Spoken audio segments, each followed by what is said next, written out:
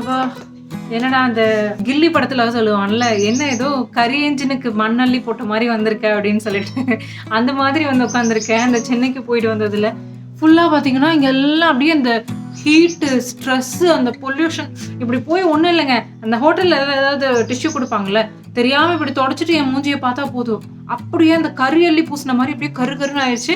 இது வரைக்கும் நான் வந்து இந்த ஃபேஸ் பேக் இதெல்லாம் வந்து யூஸ் பண்ணதே இல்லை. இப்போ சரி நம்ம யூஸ் பண்ணி பார்க்கலாம் எப்படி இருக்கு அப்படின்னு சொல்லி நிறைய பேர் ஃபேஸ் பேக் யூஸ் பண்ணி இந்த மாதிரி நிறைய அப்ளை பண்ணிட்டுலாம் வந்து வாஷ் பண்றதை பார்த்துருக்கேன். ரூம்ல எல்லாம் இருக்கும்போது ஹாஸ்டல்ல பார்த்துருக்கேன்.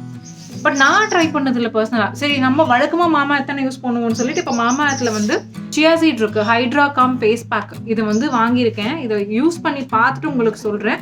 ரிவ்யூ நல்லா இருந்ததுன்னா நீங்களும் ட்ரை பண்ணி பாருங்க. ஓப்பன் பண்ணி பார்த்ததுமே நல்ல ஸ்மெல்லு. நம்ம இந்த டிராகன் ஃப்ரூட் இருக்கும்ல அது மாதிரியே இருக்கு. ஸோ இதை வந்து நான் ஃபர்ஸ்ட் என் ஃபேஸ்ல நான் அப்ளை பண்ணி ட்ரை பண்ணி பார்க்குறேன். இது வரைக்கும் இந்த ஃபேஸ் பேக் எல்லாம் போட்டதே இல்லைங்க. ட்ரை பண்ணி பார்க்கலாம் எப்படி இருக்கு அப்படின்னு. இது வந்து சியா சீட் போட்டிருக்காங்களா, அது வந்து ஹைட்ரேஷன் கொடுக்கும். அந்த ஹைட்ரேஷன் லாக் பண்ணி வைக்கும். நம்ம ஸ்கின்னோட ஃபர்ஸ்ட் லேயர் வந்து பார்த்தீங்கன்னா பேரியர்னு சொல்லுவாங்க, ஸ்கின் பேரியர். அந்த ஸ்கின் பேரியருக்கு வந்து அதை அப்படியே லாக் பண்ணி மாய்ஸ்சர் லாக் பண்ணி கொடுக்குறங்காட்டி அது ரொம்பவே தான் இருக்கும். இன்னொன்று ஸ்கின்னு ஹெல்த்தியாக இருக்கிறதுக்கு செராமைட்ஸ் ரொம்ப முக்கியம். அந்த செராமைட்ஸ் இதில் வச்சிருக்காங்க.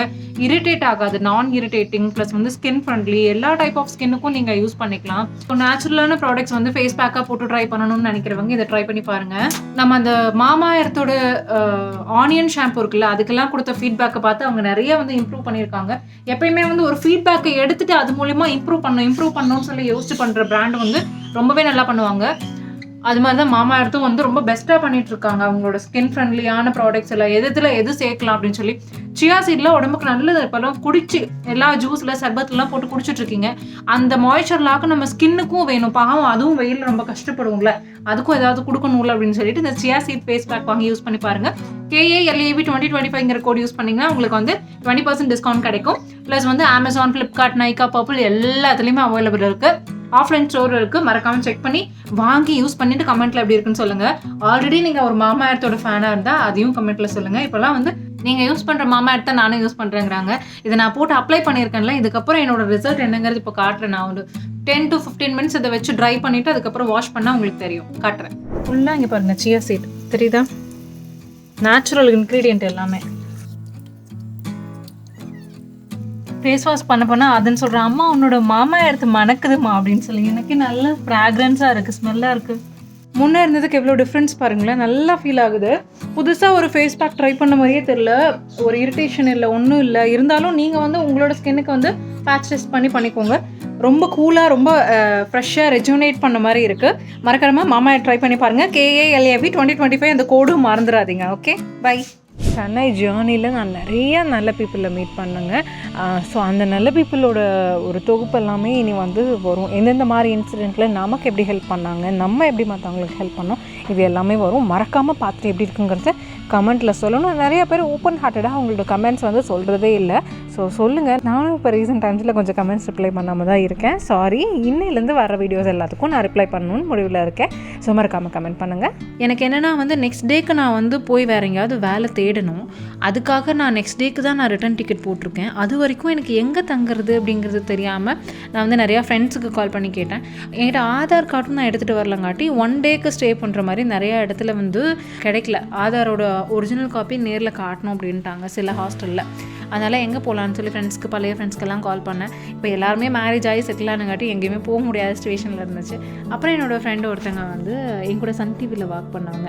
ஸோ அவங்கள்ட்ட வந்து பேசும்போது அவங்க ஏற்கனவே திட்டினாங்க, நீ அன்றைக்கி வந்துட்டு நீ ஹாஸ்டலில் எதுக்கு தங்கின, இங்கே வந்துட்டு போக வேண்டியதானே அப்படின்னாங்க. அதனால் சரி ஓகே கூப்பிட்டுருக்காங்க நம்ம போகலாம் அப்படின்னு சொல்லிட்டு அவங்க வீட்டுக்கு போகலான்னு பிளான் பண்ணி கிளம்பிட்டேன்.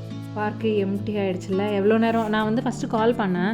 அதுக்கப்புறம் அவங்க வந்து வெயிட் பண்ண வரேன் அப்படின்னு சொல்லியிருந்தாங்க. அதுக்கப்புறம் சரி அவங்களும் ஆஃபீஸில் இருப்பாங்க, டிஸ்டர்ப் பண்ணக்கூடாது அப்படிங்கிறதுக்காக வெயிட் பண்ணிட்டு இருந்தேன். இருட்டே ஆகிடுச்சுங்க.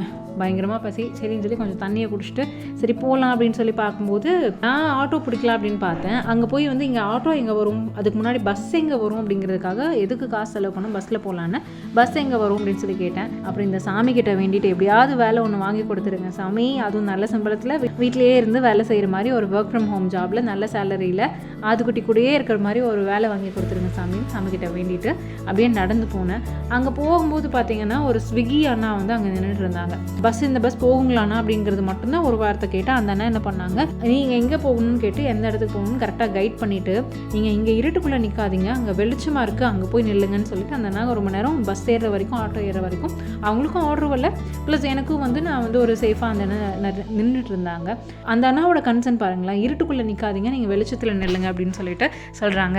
ஸோ சென்னையில் இந்த மாதிரி எனக்கு குட் பீப்புள் நிறைய பேர் இந்த மாதிரி ஒரு அட்ரஸ் கேட்டாலே நிறைய ஹெல்ப் பண்ணுறவங்க நிறைய பேர் நான் இது வரைக்கும் என் லைஃப்பில் பார்த்துருக்கேன். நீங்கள் சென்னையில் மீட் பண்ணவங்கள பர்சனில் யார் உங்களுக்கு வந்து ரொம்ப ஹெல்ப் பண்ணாங்க அப்படிங்கிறது வந்து நீங்கள் கேட்டதுக்கு மீறி ஹெல்ப் பண்ணாங்க அப்படிங்கிறது வந்து கமெண்ட் செக்ஷனில் சொல்லுங்கள்.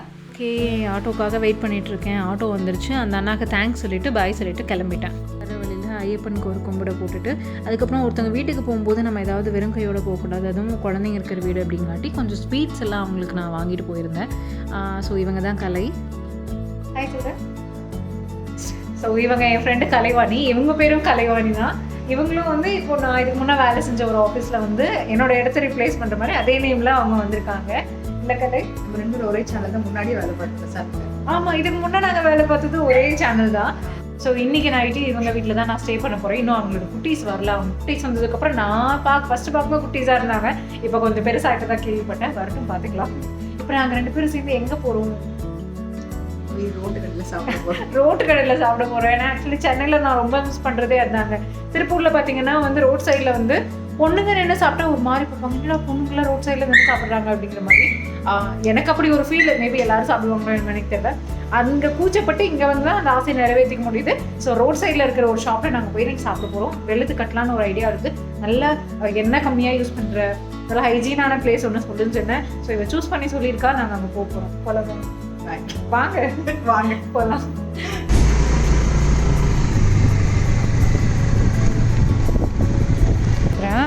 நீ உனக்கு என்ன வேணுமோ சொல்லு.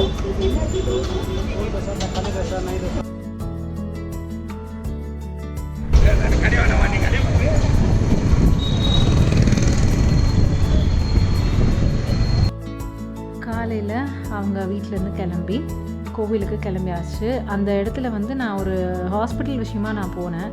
சாமியை கும்பிட்டு போகும்போது அந்த ஆட்டோவில் எழுதியிருந்தாங்க, இறைவா எங்களுக்கு மாற்ற முடியாததை ஏற்றுக்கொள்ளும் மனப்பக்குவத்தையும் மாற்றக்கூடியதை மாற்றும் துணிவும் இவற்றை பாகுபடுத்தி அறிய ஞானமும் கொடு அப்படின்னு சொல்லி எழுதியிருந்தாங்க. ஸோ எப்படி நல்லா யோசித்து எழுதியிருக்காங்கல்ல, நல்லாயிருக்கு. நான் ஹாஸ்பிட்டல் போயிட்டு அடுத்து நான் வ்ளாகை கன்டினியூ பண்ணுறேன். மறக்காமல் நம்ம சேனலை சப்ஸ்கிரைப் பண்ணிவிட்டு பக்கத்தில் இருக்க பெல் ஐக்கான் கிளிக் பண்ணி ஆல் நோட்டிஃபிகேஷன் எனேபிள் பண்ணிவிடுங்க. அப்போ தான் நான் போடுற இந்த மாதிரி முக்கியமான வீடியோஸில் உங்களுக்கு வந்து சேரும். Okay, by.